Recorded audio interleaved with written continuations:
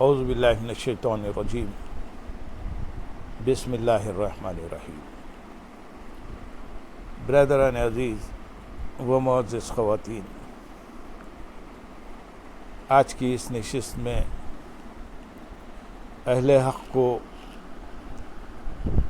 راہ نجات کی نوید قرآن و احادیث کی روشنی میں انسانی زندگی خیر و شر کی کشمکش سے عبارت ہے۔ نیکی و بدی کی یہ جنگ اسی دن شروع ہو گئی تھی جب ابلیس نے اللہ تعالیٰ کے برگزیدہ نبی حضرت آدم علیہ السلام کی تکریم سے انکار کر کے حکم الہی کی نافرمانی کی تھی۔ یہ سب سے پہلی حکم عدولی تھی جسے قرآن نے فسق سے تعبیر کیا۔ ارشاد باری تعالیٰ ہے،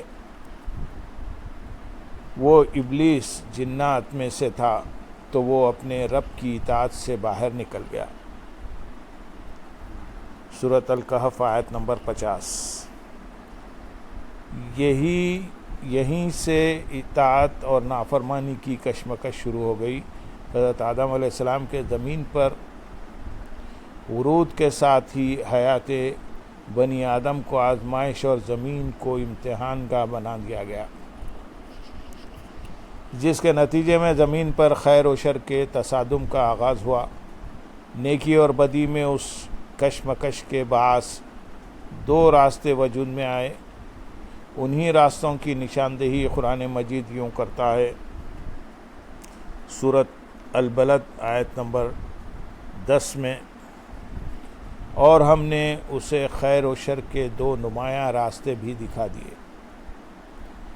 اللہ رب العزت نے ان دونوں راستوں کی پہچان کو انسانی فطرت کا حصہ بنا کر انسان کو ان راستوں کی علامات سے آگاہ کر دیا، مگر خیر و شر میں سے کسی ایک راستے کا انتخاب اس کی ثواب دید پر چھوڑ دیا۔ قرآن حکیم فرماتا ہے، سورۃ الشمس آیت نمبر 8 میں، پھر اس نے اسے اس کی بدکاری اور پرہیزگاری کی تمیز سمجھا دی۔ گویا اللہ رب العزت نے انسان کو دونوں میں سے کوئی ایک راستہ اختیار کرنے پر مجبور نہیں کیا، بلکہ ہدایت و گمراہی کے راستوں میں سے کسی ایک کے انتخاب کو انسان کی مرضی پر موقوف کر دیا، جیسا کہ ارشاد باری تعالیٰ ہے۔ سورۃ الکہف آیت نمبر 29 میں، بس جو چاہے ایمان لے آئے اور جو چاہے انکار کر دے۔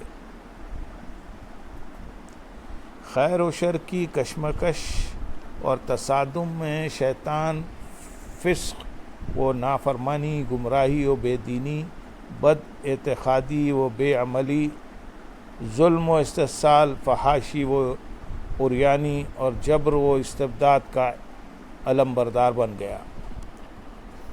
اس نے اپنی گمراہی کا الزام اللہ رب العزت پر عائد کیا اور آدم علیہ السلام اور بنی آدم سے انتقام لینے کے لیے انسانیت کو گمراہ کرنے اور پھر گمراہ انسانوں پر مشتمل اپنی جماعت تیار کرنے کا اعلان کر دیا۔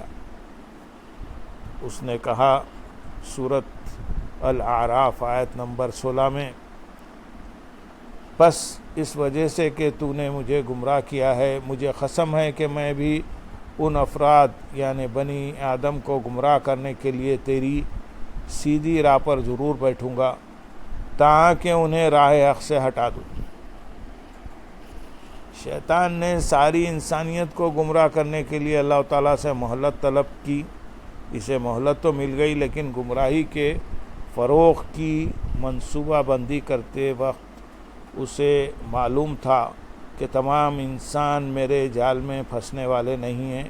یقیناً اللہ رب العزت کے مخلص بندے میرے مکر و فریب سے بچ جائیں گے۔ اس کا اقرار اس نے ان الفاظ میں کیا۔ سورۃ الحجر آیت نمبر 40 میں،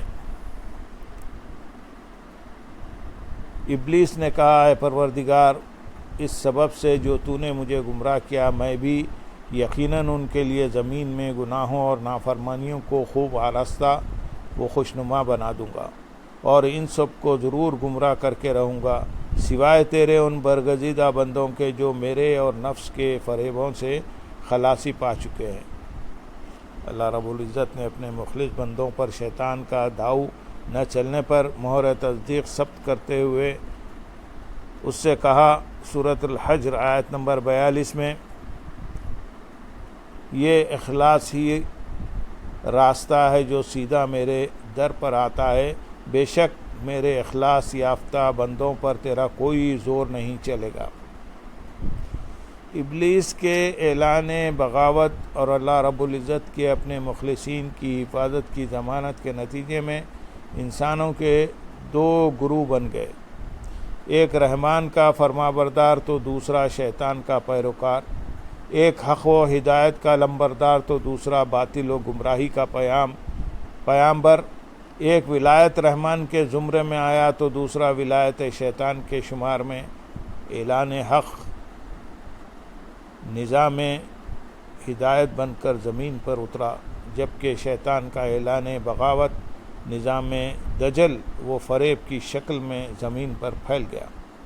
خیر کے پیامبروں کی طاقت کا سرچشمہ رحمان ہے، جبکہ شر کے پیروکاروں کی پشت پناہی شیطان کرتا ہے۔ ہدایت کے حاملین نے اللہ تعالیٰ کی دی ہوئی ہدایت سے روئے زمین پر نیکی و بھلائی اور خیر کا نظام بپا کرنے کا عہد کیا، جبکہ شیطانی کارندوں نے شیطان کی رہنمائی میں باطل کے فروغ کا جھنڈا تھام لیا۔ اللہ تعالیٰ نے نہ صرف پیغام ہدایت کو فروغ دینے والوں کے سروں پر ولایت رحمانی کا تاج سجا کر انہیں اہل حق کے گروہ میں شامل کرنے کا اعلان فرما دیا، بلکہ اس ولایت کا دروازہ انبیاء اور رسل کے ساتھ ساتھ مومنین کے لیے بھی کھول دیا۔ اعلان ہوتا ہے سورۃ المائدہ آیت نمبر 55 میں، بے شک تمہارا مددگار دوست تو اللہ اور اس کا رسول صلی اللہ علیہ وسلم ہی ہے، اور ساتھ وہ ایمان والے ہیں۔ جبکہ اللہ تعالیٰ نے شر کے پیروکاروں اور ان کے سرغنہ شیطان کے سر پر ظلمت و گمراہی کا تاج رکھ کر ان سب کے لیے جہنم میں ٹھکانہ مقرر کرتے ہوئے فرمایا، سورۃ الحجر آیت نمبر 42 اور 43 میں، سوائے ان بھٹکے ہوئوں کے جنہوں نے تیری راہ اختیار کی، اور بے شک ان سب کے لیے وعدے کی جگہ جہنم ہے۔ اہل حق کو فتح کی نوید، حق و باطل کی اس کشمکش کے نتیجے میں جب دو گروہ وجود میں آئے تو اللہ تعالیٰ نے اپنی ولایت کی راہ اختیار کرنے والوں کو اپنی جماعت حزب اللہ قرار دیا، اور شیطانی راہ اپنانے اور شیطانی ولایت کا لباس پہننے والوں کو حزب الشیطان قرار دیا۔ اللہ تعالیٰ نے قرآن مجید میں ان دونوں گروہوں کی اس کشمکش کے نتیجے سے متعلق ارشاد فرمایا، سورۃ المائدہ آیت نمبر 56 میں، اور اللہ کی جماعت کے لوگ ہی غالب ہونے والے ہیں۔ ایک اور مقام پر اللہ رب العزت نے اپنے مقرب رسولوں یعنی الوہی ہدایت کے علم برداروں کے فتح و غلبے کا اعلان یوں فرمایا، سورۃ المجادلہ آیت نمبر 21، اللہ نے لکھ دیا ہے کہ یقیناً میں اور میرے رسول ضرور غالب ہو کر رہیں گے۔ ان آیات مبارکہ سے واضح ہو گیا کہ نیکی و بدی کی اس کشمکش میں فتح و غلبہ ہمیشہ حق اور اہل حق کے لیے مقرر کیا گیا ہے۔